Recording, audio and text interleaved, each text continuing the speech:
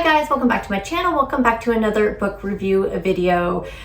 So we're going to talk about all the books I read in the month of June, but first, for those who do not know, I do have a Facebook book club group. If you'd like to join the book club, there will be a link down below. And this month in book club, we did something a little different. We did a challenge to kind of kick off the summer. So I took the letters in the word June and I created 3 prompts for each letter. And anybody who wanted to participate, they just had to pick a book for each prompt. So it would be like 12 books if you did the entire challenge. And honestly, this was such a fun challenge for me. It really kept me from being indecisive when it came to picking what I wanted to read next. I know a lot of people will pick a TBR each month, and some people just do it on feeling. I normally just like, okay, what do I feel like reading type of thing. But lately I've just been so indecisive, and it really puts me into a slump when I'm really indecisive like that. So I decided that I thought this challenge was going to be a great fun thing to do, and it ended up being really good for me. And I've had a few people tell me that it was good for them too. They've read more books this month than they have in a long time, and that was the point. So we're going to definitely be doing more of these challenges. I am working on one right now for August to kind of like, you know, in the summer, and then I definitely will do one for fall. So I don't think I'm gonna do them every month, but I mean maybe like every other month or just every few months. I'm not sure. I definitely have a lot of plans though for the challenges. So if you want to join the book club, link is down below. So me personally, I have finished 7 of the 12 books that I chose for the challenge. I am at 89% on the 8th one, and this is June 30th that I'm filming this. I was gonna wait until I finished reading it, but I have a lot of things to do today, and I know I'm gonna finish it today. So I will review that book next month. But as far as the challenge is concerned, I am saying that I finished 8 out of the 12. You're just gonna hear about 7 of the 12 today.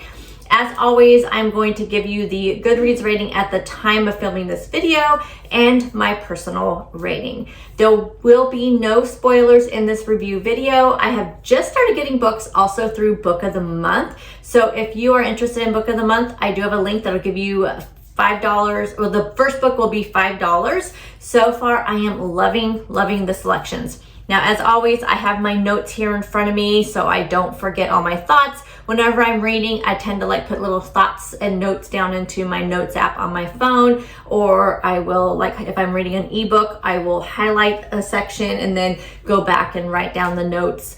That way I have all the things. So I have all my notes here in front of me. That way I don't forget anything to tell you about the books.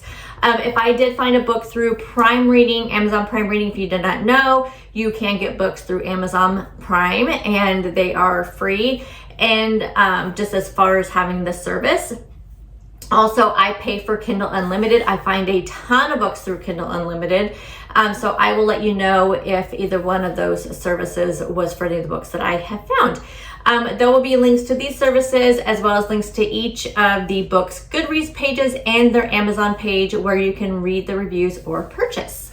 If you want to be friends on Goodreads, I always have my link down below in the description box. And as always, these tend to be longer videos, so grab a snack, grab a drink, and settle in, and let's get into the reviews. I always do my reviews based on the order of how I read them. I'll give a description of the book and then briefly tell you how I felt about it and if I recommend it. Also, since this month was part of a challenge, I will also give you the prompt for each book and why I chose it. Book number 1, Wild Love by Elsie Silver. My rating, 4 stars, Goodreads rating 4.12. The prompt for this book was for the letter N, and it was not my usual genre. And it was to pick a book from a genre that you don't read often. This was not the genre I was thinking this book was going to be when I chose this book for the prompt. I was under the impression that it was a cowboy romance or Western romance like the other series that this author writes. But this definitely was a spicy romance, which is definitely also not my usual genre. So it still fit into this prompt. Let's talk about the synopsis, and then I'll go into, if I plan on continuing on the series, what I felt about this, especially since it was not my usual genre. Rosie Belmont has been driving me wild for years. The good kind of wild, the bad kind of wild, but mostly the kind of wild that comes with wanting your best friend's little sister and knowing you can't have her. After living in the city, she comes blasting back into Rose Hill like a storm. and one wide-eyed desperate plea for a job is all it takes for me to hire her. Forbes may have labeled me the world's hottest billionaire, but all I care about is opening my new recording studio. Something that comes to a screeching halt when I end up face to face with a young girl who claims I'm her biological father. Now I spend my days balancing business with parenting a sullen 12-year-old, all while trying desperately to keep my hands the hell off my best friend's little sister. I vow to keep Rosie at arm's length. I try to stick to scowls and grumpy one-liners, but with her, verbal sparring is merely foreplay friction that turns to blistering heat. I know damn well I shouldn't cross that line, but shouldn't and can't are two very different things, and the only thing I can truly do is resist her. The synopsis alone is something that I normally would read and think, okay, I just don't think I would like this book. This book, and I believe all of Elsie Silver's books, are on Kindle Unlimited. As you may know if you have watched any of my other book reviews, again, when I read a romance book, I prefer them to be more on the rom-com side with not a lot of spice. So that's why I keep with Emily Henry, Abby Jimenez. There's a little bit of spice, but just, it's just funny. They're, have good structure. This is definitely not my usual genre of a book. That being said, I was really surprised by how much I enjoyed this book. The writing was excellent. I was completely sucked into this book from the beginning. I love the handling of the surprise child, who, by the way, was one of my favorite characters in this book. There was good banter between all the characters. There's a little bit of conflict, but it was definitely conflict that made sense, and it did not last on and on and on and on. And just definitely not the kind that makes you roll your eyes and lose interest in the book. I really liked Ford's character. He was sweet, charming, kind. The only thing that kept this book from being a solid five-star read was Rosie's character. I just did not like her. And even though there was, I felt like solid chemistry between the two main characters, I just felt myself thinking, poor Ford being stuck with her. This book is going to be part of a series, and I think I might actually find myself picking up the next one if I am understanding kind of how her series works. She tends to pick a different character from the book. So this book, I'm pretty sure the second book, so this book was Rosie and Ford. I believe from what I've read, the second book is going to be about West, who is Rosie's brother and Ford's best friend, and it'll be about him. So that's kind of how her other series works. Her other series, I believe, is called Chestnut Springs, and it, I think, is more on the cowboy romance type book, and I think it takes a different brother, and I believe this one is somehow connected to that series because Chestnut Springs was brought up in this book, and from what I was kind of looking around, I think Ford's sister, who does make an appearance in this book, is the main character of one of the books of that series. Now, when it came to the spicy scenes, I found myself being able to just kind of skip over them because to me, it's just something, it's not like I cannot read it. It's just that it usually doesn't add to the book for me personally. If you like those kind of books, that is great. I mean, just like some of you may not like the horror and the gore and of Stephen King type books, and I love Stephen King books and Stephen King movies and those kind of things. But as far as, these spicy scenes, I just tend to kind of gloss over them and just kind of read over them. And in this book, you were able to do that because you had so much more substance of the actual story, the conflict, the surprise child. There was so much going on in this book and so many meaningful things. It was just really surprised me because I think I expected books like this. The whole reason why I picked up this book, thinking again that it was a cowboy romance, type thing, and I knew those tend to be a little spicier. I wanted to see if they had any substance to them. And wow, I was completely shocked that it did. At least this Elsie Silver book, I mean, it really makes me want to pick up more of her books because she is such a good writer. And like I said, there was substance and meat to this book. It wasn't just all about these two people getting into bed. You know what I mean? So let me know if you've read anything by her. I would be really curious to hear everybody's thoughts, especially if you read the Chestnut Springs series. And I've heard that some are better than the others, so can I skip them? Do I have to read them in order? I'm very curious about that. Book number 2, Powerful by Lauren Roberts, and I do actually own a physical copy of this book, and it is part of the Powerless series, so it is I guess they made it smaller because it's a 1.5. I don't know if they do that with all of the books that are like, you know, fantasy series are definitely notorious for having like books in between the second and third and fourth. Like they'll have like a 1.5, a 2.5. And so this is part of the Powerless series, which I did review, was that the last book review video, and I love this series. So this is the kind of in between the 1 and 2. My rating was 5 stars, Goodreads rating 4.22 stars. And the prompt for this book for the challenge was for the letter E. Easy read, pick a book that has 300 pages or less. So again, this book is a novella in the Powerless trilogy. I read the first book, I guess it was last month because that's what my notes say. This novella gives us Adina's story. So Adina and Padden have always been inseparable. Fate brought them together when they were young, but friendship ensured they would always protect each other in the home they built in the slums of Lut. But now Padden and Ordinary has been selected for the purging trials, which means almost certain death. Now alone in Lut, Adina must fend for herself. After attempting to steal, she's rescued by a mysterious man from the market. Mac's shadowy past and secretive power set him apart from other low-level elites of Lut. And as the pair team up to see their loved ones before the trials, the quest tests their loyalty, their love, and their lives. Since this is part of a series, I'm not going to talk too much about it, but to say that for a novella, this little book definitely gave quite the punch.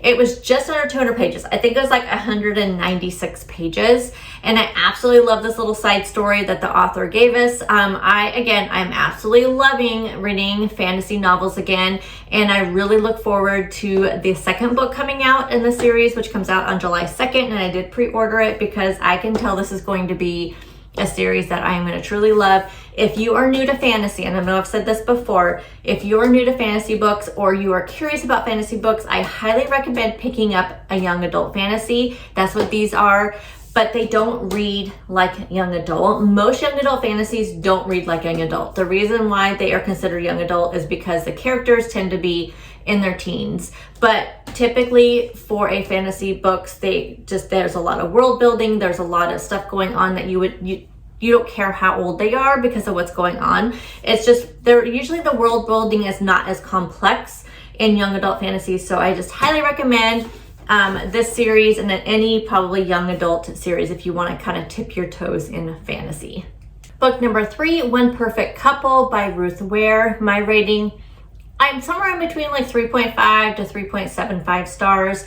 Goodreads rating was 3.72.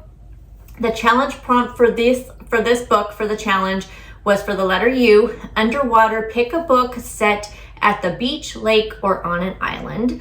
This is my first Ruth Ware book, and I was slightly disappointed. This is what the blurb says. A high-tension thriller following 5 couples trapped on a storm-swept island as a killer stalks among them. I'll tell you right now that the synopsis of this is a little misleading, and I don't like when they do that, especially with thriller books. Lila is in a bit of a rut. Her postdoctoral research has fizzled out. She's pretty sure they won't extend her contract, and things with her boyfriend Nico, an aspiring actor, aren't going great. When the opportunity arises for Nico to join the cast of a new reality TV show, The Perfect Couple, she decides to try out with him. A whirlwind audition process later, Lila finds herself whisked off to a tropical paradise with Nico, boating through the Indian Ocean towards Ever After Island, where the two of them will compete against 4 other couples, Bear and Angel, Dan and Santana, Joel and Rami, and Connor and Xana, in order to win a cash prize. But not long after they arrived on the deserted island, things start to go wrong. After the first challenge leaves everyone rattled and angry, an overnight storm takes matters from bad to worse.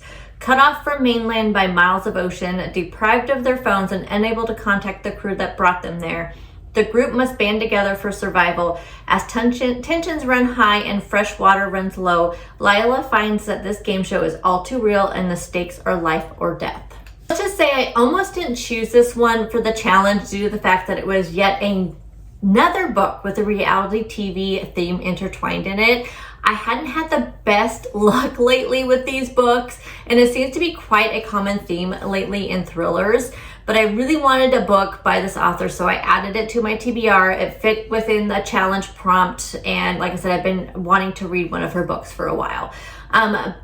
Books that I have been on the fence about ratings wise, I like to break down what I liked and what I didn't like. It's just the easiest way for me to kind of talk about it. So what I didn't like, I think I've read way too many of these reality TV type books. With so many coming out in the thriller genre, I'm like, will I have a choice? I really hope not, because I'm just not enjoying them very much. I don't know if it's not because I'm not a reality TV watcher. I used to be, but it's just, I feel like it's just not working well. And I feel like this book had no mystery, no major plot, no major twist, and there was just a lot of plot holes. But let's go ahead and end this on a positive note, because you guys know that's what I like to do. So what I did like, I really enjoyed the writing. I thought she did a great job of setting up this really great, spooky, creepy island and the storm. It was written very, very well. I like the idea of people being trapped on an island, the kind of that closed door mystery. You guys know I really enjoy those types of tropes and mystery books. I enjoyed the cast of characters. Even the ones that we weren't supposed to like, I thought the characters were written really well. They were well developed. I enjoyed the drama between them. You guys know I really like domestic thrillers because of that, because, when there's like the domestic thrillers, like Sally Hepworth writes really good ones where they are like in a neighborhood and there's always those like drama between neighbors. Love those type of books, and that's kind of how this one was. Which I guess kind of leads to the reality TV thing, because most reality TV shows, there is conflict between the characters because of whatever's going on, And this was a quick read. It really was. It really was like nonstop action until the end. Like I said, there was it lacked that mystery, lacked that major twist. But overall, really good writing, and I will definitely be picking up one of her books in the future. Number 4, Beach Read by Emily Henry. My rating 5 stars, Goodreads rating 4.01 stars. The challenge prompt for the letter J was just not that into you. Pick a book with the enemies to lovers trope in it.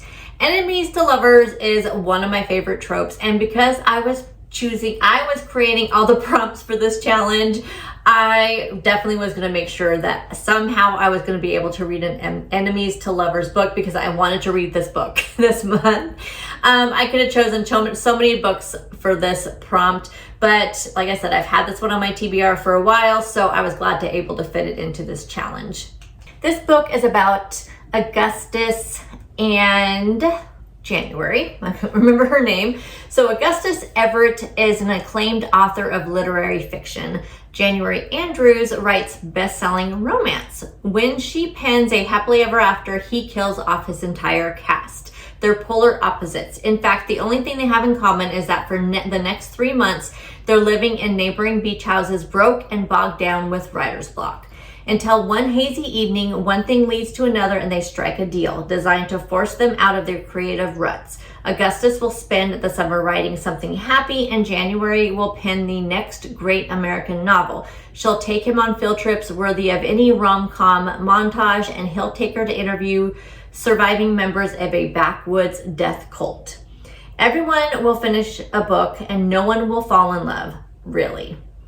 I have now read all of Emily Henry's adult romance books except for one, and that's People We Meet on Vacation. I have also read her newest book this month, Funny Story, and so that review will come here in just a few minutes, at which time I'm going to give you a ranking of all of the books I've read by Emily Henry. My understanding is she started off in young adult, so I've not read any of those, just her adult fiction.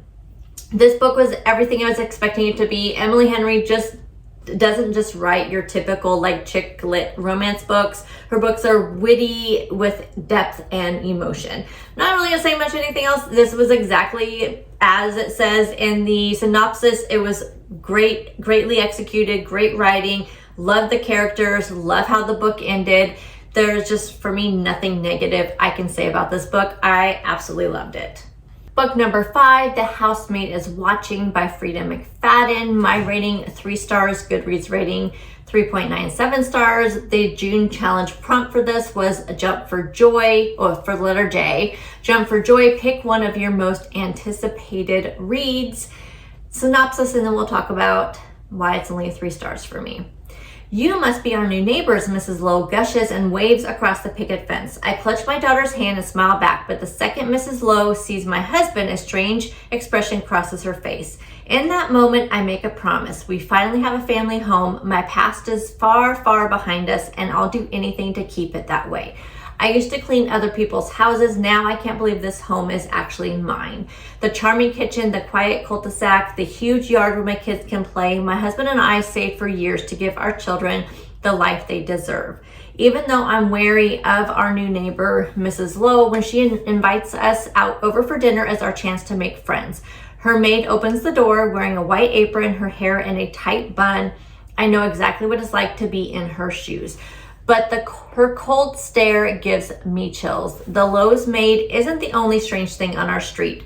I'm sure I see a shadowy figure watching us. My husband leaves the house late at night, and when I meet a woman who lives across the way, her words chill me to the bone. Be careful of your neighbors. Did I make a terrible mistake moving my family here? I thought I left my darkest secrets behind. But could this quiet suburban street be the most dangerous place of all?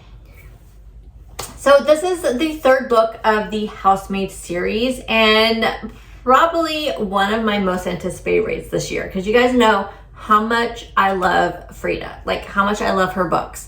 So again, let's just break this down into what I liked and what I didn't like. What I didn't like. What the heck happened to Millie? Her character completely changed in this book, and she was so boring. For somebody who was such a badass in the other 2 books, I was just so disappointed in this character in this book. And the miscommunication. So you guys know I usually see it in romance books where there is just so much miscommunication, and it just drives me bonkers. You guys know I hate miscommunication. If it's done right and it's done quickly and it's resolved quickly, that's fine. But when it is through the entire book, it drives me crazy. And you guys know I have DNF'd many romance books because of that. And like I said, you don't see it often in mystery thriller books, but this book had it, and oh boy, it just lasted for way too long. And there was 0 chemistry in this book between Millie and Enzo. I just did not feel it. I could not feel it. Enzo, I had a problem with him throughout this entire book. I did not understand his choices, did not understand why he was not communicating. It just made 0 sense considering we knew these characters before. Here's the last thing that I didn't like. I always look forward to the epilogues in Frida's books. I feel like that usually just gives us a punch, right? That's where we get that last plot twist. That's just where it just makes the books. That's where your mouth is dropping open as you read that last page, and you're just like, that's it? What? To me, it didn't happen in this book. I did not get that in this book. And I have had people tell me how much they loved this book. And it didn't for me. It just did not do it for me. I was just so disappointed in it. And I don't know. You guys know I've been kind of not liking some of her newer books lately. I don't know. Just not liking them lately. And the older books I love, but the newer one, I'm just not enjoying as much. But let's go again, and this is a positive note. It's Frida, and I love her writing. She writes really good. She writes where you can flip those pages, and this was no different. I mean, this was a quick-paced, fast read. I read it in one day, like typical. Most of her books I read in one day. They're easy to read. You can fly through them. Even if you're not enjoying the story, she just makes books really easy to read. They're short chapters. It's just quick. And the storyline in this one, it was unique and interesting as usual. I feel like you don't have to read the other 2 books in the series to read this one. I felt like this one very, very much read as a standalone. That's why I didn't feel it was as connected as to the other 2 books. I was surprised by only one of the plot twists towards the end.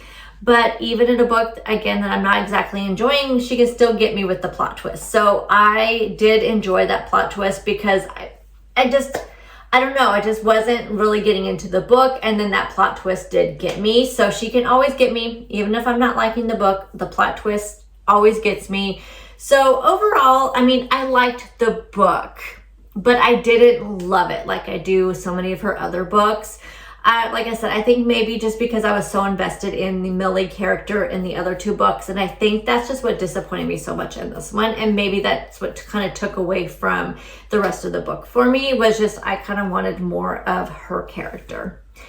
I'm still gonna continue to read her books. She has a new one coming out, I believe in August or September. I am gonna pick up every one of her books that she writes because I love her writing, and like I said, I love when I get this really great plot twist that I did not see coming.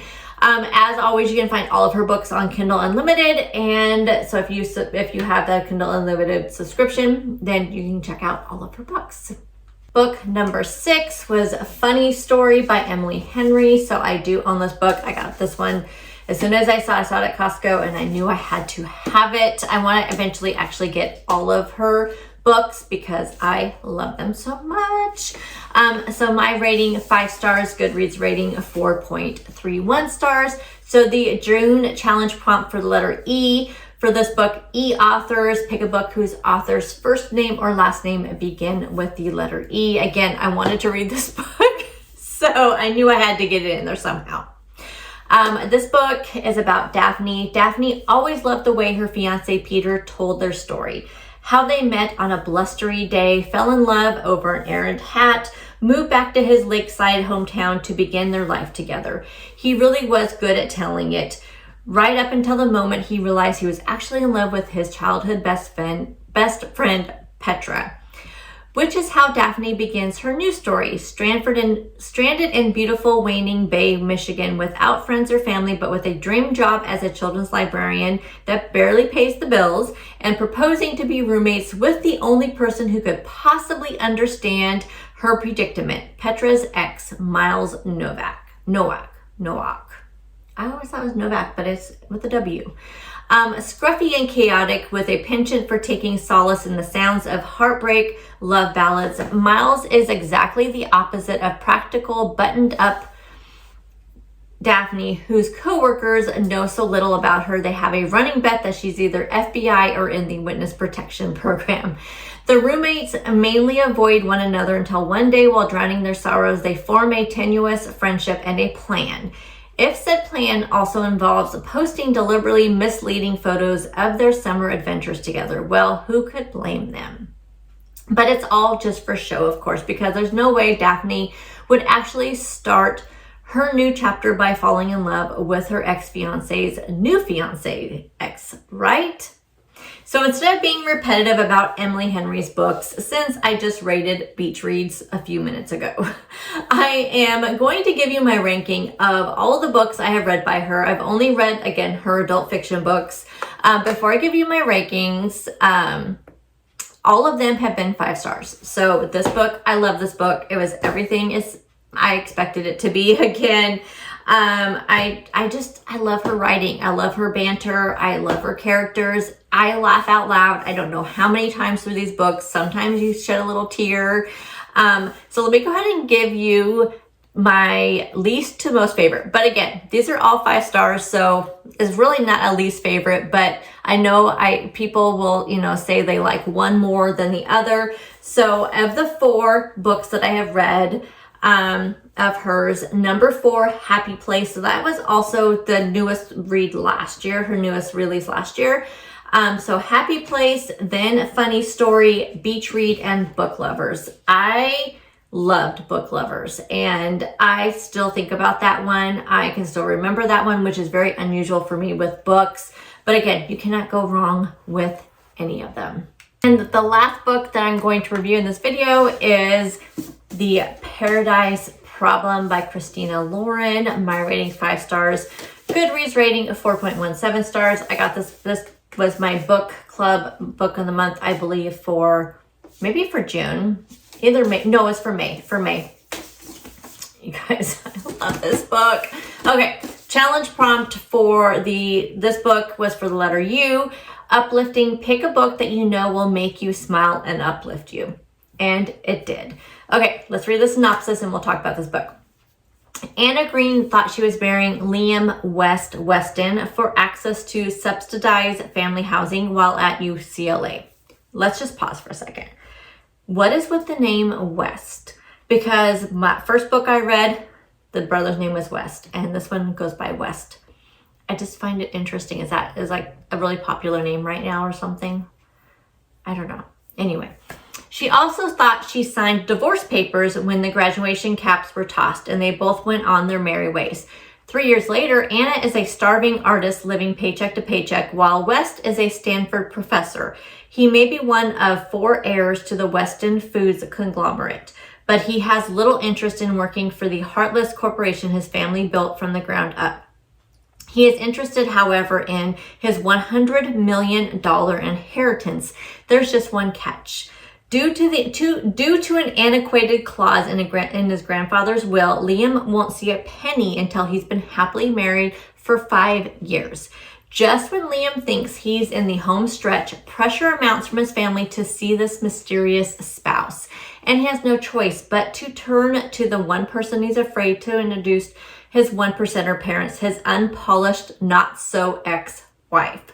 But in the presence of his family, Liam's fears quickly shift from whether the feisty, foul-mouthed, paint-splattered Anna can play the part to whether the toxic world of wealth will corrupt someone as pure of heart as his surprisingly grounded and loyal wife. Liam will have to ask himself if the price tag on his flimsy cover story is worth losing true love that sprouted from a lie. This is my 6th Christina Lauren book and my 6th 5-star rating for their books. I recently tried to read True Love Experiment, but I could not get into it, but I was in quite a bit of a reading slump when I tried to read it. So it has super high ratings, so I feel like it was me and not them. So I am going to rent, I think I rented it from my library, so I think I'm going to rent it again, or maybe it was on Kindle Unlimited. Actually, I think it's on Kindle Unlimited. But we're going to try that one again because, I mean, 6 out of 6, and they're all 5-star ratings. I mean, it had to have been me, right? I read this book in one day, and it's not a short book. I mean, it's not bad. It's like 340 pages or so. But I read it in one day. It has all the best romance tropes. We have fake dating. We have forced proximity. We have like one bed. We have fake marriage or marriage of convenience, whichever one you want to call it. I can't think of one negative thing to say about this book. It was witty, romantic, laugh out loud, hilarious. I laughed I don't know how many times in this book. I have read 43 books so far this year, and this is my favorite. It really is. I was sitting this morning trying to do my bracket for my books I've read so far this year, and I am kind of stuck between this one and this one. Because this was my favorite in April, and this is my favorite in June, and I have to pick one of these two to move on in my bracket. So you guys, I love this book too, but I was thinking to myself, okay, I initially picked this one, but then I thought, did I pick it because I just read it? But even now as I talk about it, I kind of think this one edges out a little bit, which, I mean, you guys know how much I love Abby Jimenez, but I think this one edges out for my favorite so far this year. This was such a good book, and I feel like, I mean, I should have ranked. I don't know why I didn't even think to look at all of the Christina Lauren books that I read and rank those ones as well, like I did the Emily Henry, but I would say that The Unhoneymooners was my favorite until I read this one, and this one I just love it so much. So much. There you have it, guys. Those are all the books I read in the month of June, except for the one that I'm going to finish tonight, but we'll talk about that next month. Again, if you want to be part of our Facebook book club group, please click the link below and request to be added. I just always ask that, we keep things positive and lighthearted, and we have no negativity on the book. We don't talk about what other books that, we don't talk negatively about books that people are reading because that's their interest. We never do that. It's just a nice little tiny community where we just kind of talk about books and we talk about what we like to read. So if you'd like to join that, please click that link. As always, thank you guys so much for taking time to watch my video, and let me know down below, what are you guys reading? What was your favorite book for the month of June? Have you read any of the books that I talked about today? And I'll see you guys in the next one. Bye guys.